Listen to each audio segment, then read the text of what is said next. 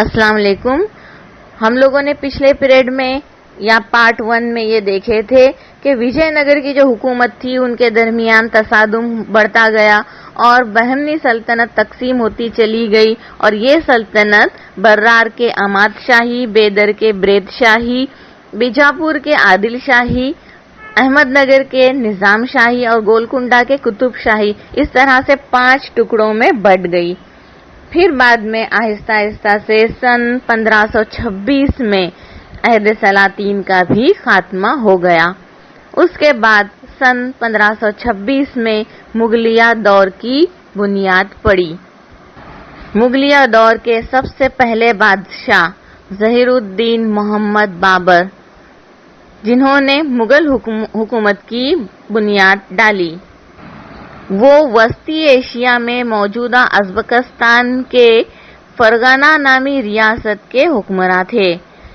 بھارت کی بے پناہ دولت کے بارے میں انہوں نے سن رکھا تھا، اس لیے انہوں نے بھارت پر حملے کا منصوبہ بنایا. اس وقت پر دہلی پر ابراہیم لودھی کی حکومت تھی. عہد سلاطین کے دور میں دولت خان لودھی، جو کہ پنجاب کے علاقے کا حاکم تھا، اس کے اور ابراہیم لودھی اور دولت خان لودھی، ان دونوں کے بیچ میں نااتفاقی پیدا ہو گئی تھی، جس کی وجہ سے دولت خان نے بابر کو ہندوستان میں حملہ کرنے کی دعوت دی. بابر نے موقع کا فائدہ اٹھاتے ہوئے بھارت پر حملہ کر دیا. بابر کا مقابلہ کرنے کے لیے ابراہیم لودھی اپنے لشکر کے ساتھ نکلے. 21 اپریل سن 1526 کو دونوں کے درمیان پانی پت کے مقام پر جنگ ہوئی. اس جنگ میں بابر نے بھارت میں سب سے پہلے توپ خانے کا استعمال کیا تھا. انہوں نے ابراہیم لودھی کی فوج کو شکست دی. اسی کو پانی پت کی پہلی لڑائی کہا جاتا ہے. اس لڑائی کے بعد میواڑ کے رانا سانگا نے راجپوتوں کو متحد کیا. بابر اور رانا سانگا کے درمیان کھانوا کے مقام پر لڑائی ہوئی. اس لڑائی میں بابر کے توپ خانے اور ان کی محفوظ فوج نے متاثر کن کارنامہ انجام دیا. رانا سانگا کی فوج کو شکست ہوئی. سن 1530 میں بابر کا انتقال ہو گیا. بابر کے بعد کئی مغل بادشاہوں نے بھارت پر حکومت کی، جیسے کہ بابر کے بعد ہمایوں، جو کہ 1530 سے 1539 تک، اور اس کے بعد میں سن 1555 سے 1556 تک نشین ہوئے. ہمایوں کو شیر شاہ سوری نے شکست دی اور دہلی کے تخت پر پھر سوری خاندان کی حکومت قائم ہو گئی. ہمایوں کے بعد اکبر سن 1556 سے سن 1605 تک نشین ہوئے. اکبر اور ہیمو کے درمیان پانی پت کے درمیان میدان میں سن 1556 میں لڑائی ہوئی. اسے پانی پت کی دوسری لڑائی کہا جاتا ہے. ہم نے پانی پت کی پہلی لڑائی دیکھے تھے کہ ابراہیم لودھی کے درمیان ہوئی تھی. بابر اور ابراہیم لودھی کی لڑائی جو پانی پت کے مقام پہ پہلی لڑائی ہوئی تھی. اس کے بعد میں ہیمو اور اکبر کے درمیان پانی پت کے مقام پر لڑائی ہوئی. یہ پانی پت کی دوسری لڑائی کہلاتی ہے. اکبر کی بڑی خواہش تھی کہ پورے بھارت کو ایک ہی عملداری کے تحت لایا جائے.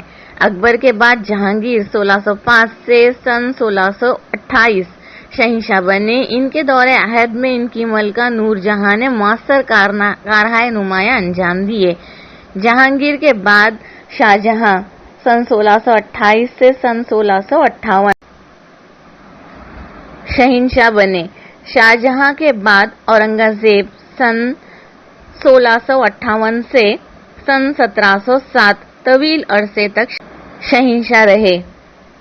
اورنگزیب کے انتقال کے بعد مغلیہ حکومت زوال پذیر ہوتی گئی. اب ہم یہاں پر مغل حکمراں اکبر کے بارے میں معلومات حاصل کریں گے. اکبر مغل خاندان کے سب سے زیادہ قابل اور باصلاحیت بادشاہ تھے. اکبر نے پورے بھارت کو ایک ہی عملداری کے تحت لانے کی کوشش کی. اس وقت ان کی مخالفت کی گئی. رانا پرتاپ चांद बीबी, रानी दुर्गावती वगैरह ने अकबर के खिलाफ जो लड़ाइयां छेड़ी वो काबिल जिक्र हैं। उसी दौर में मेवाड़ में महाराणा प्रताप की हुकूमत थी। महाराणा प्रताप कौन थे? उदय सिंह की मौत के बाद महाराणा प्रताप मेवाड़ की गद्दी पर बैठे। अपनी हुकूमत यानी मेवाड़ की बका के लिए उन्होंने मुसलसल जिद्दोजहद जारी रखी। अपनी आज़ादी बरकरार रखने के लिए वो आखिरी दम तक अकबर से लड़ते रहे।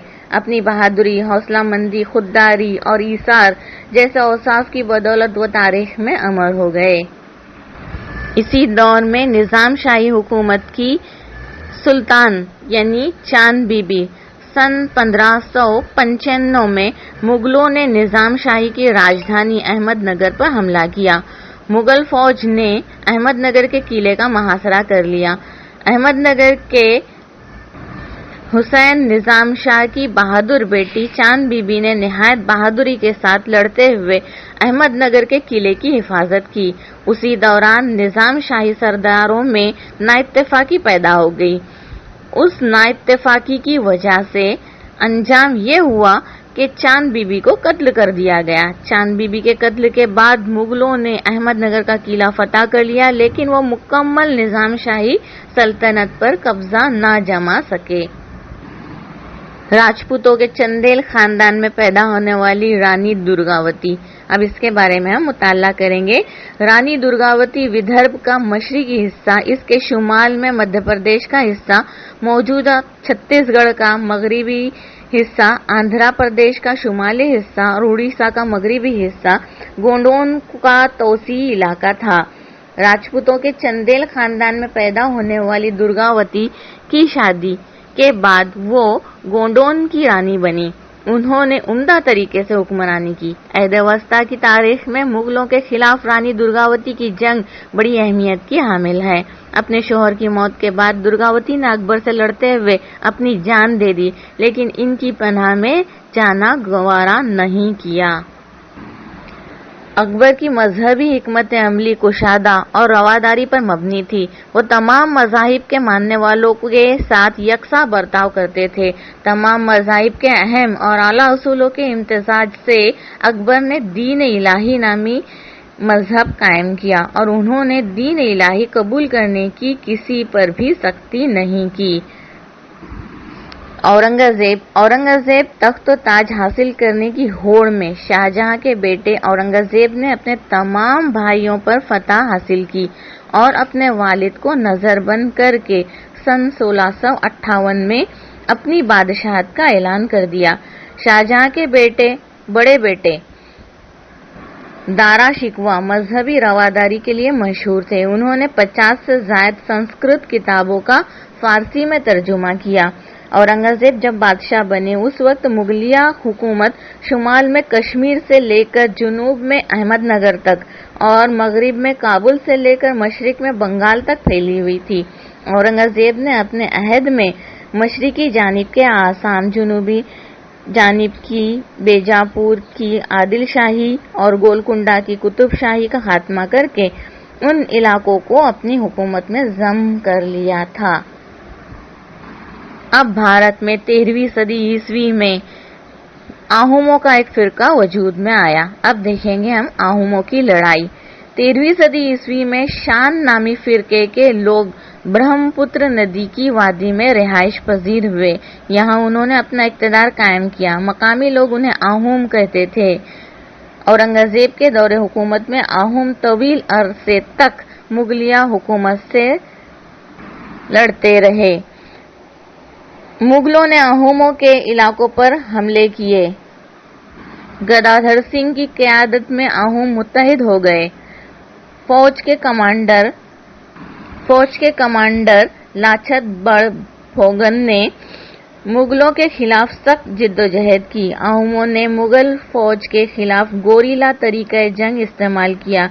इस जिद्दोजहद की वजह से मुगलों के लिए आसाम में अपने इक़्तिदार को मुस्तहकम बनाना नामुमकिन हो गया।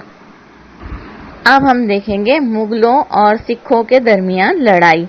सिखों से مذہبی رہنما گرو تیغ بہادر نے اورنگزیب کے ناقابل برداشت مذہبی طرز عمل کے خلاف سخت ناپسندگی کا اظہار کیا۔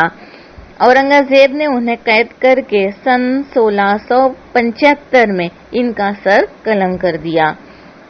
ان کے بعد گرو گوبند سنگھ سکھوں کے رہنما بنے۔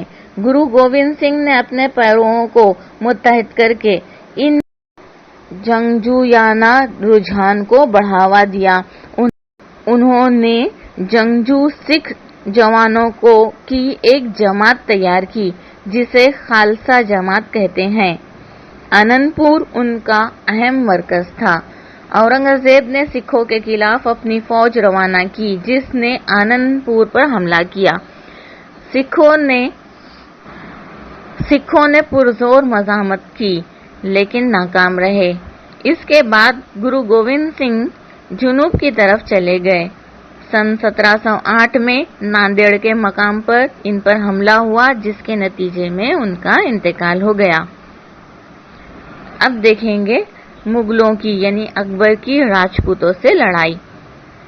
اکبر نے اپنے دوستانہ رویے کی بنا پر راجپوتوں کا تعاون حاصل کر لیا تھا لیکن اورنگزیب کو راجپوتوں کا تعاون حاصل نہ ہو پایا۔ جسونت سنگھ کی موت کے بعد اورنگزیب نے ان کی ریاست کو اپنی حکومت میں ضم کر لیا۔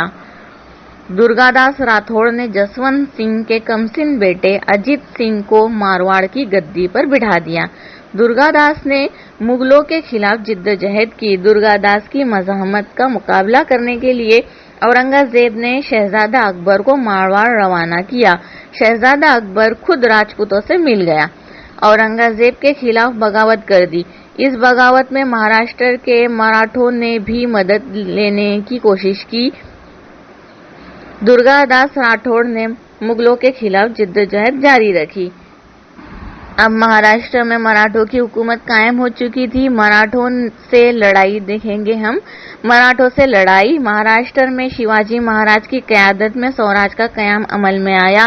سوراج قائم کرنے میں انہوں نے دیگر دشمنوں کے علاوہ مغلوں سے بھی جدوجہد کرنا پڑی۔ ان کی موت کے بعد پورا جنوب بھارت فتح کرنے کے مقصد سے اورنگزیب دکن میں داخل ہوئے لیکن مراٹھوں نے سخت جدوجہد کی اور اپنی آزادی کی حفاظت کی۔ ہم ان تمام لڑائیوں اور جدوجہد کی تفصیل آئندہ سبق میں معلوم کریں گے۔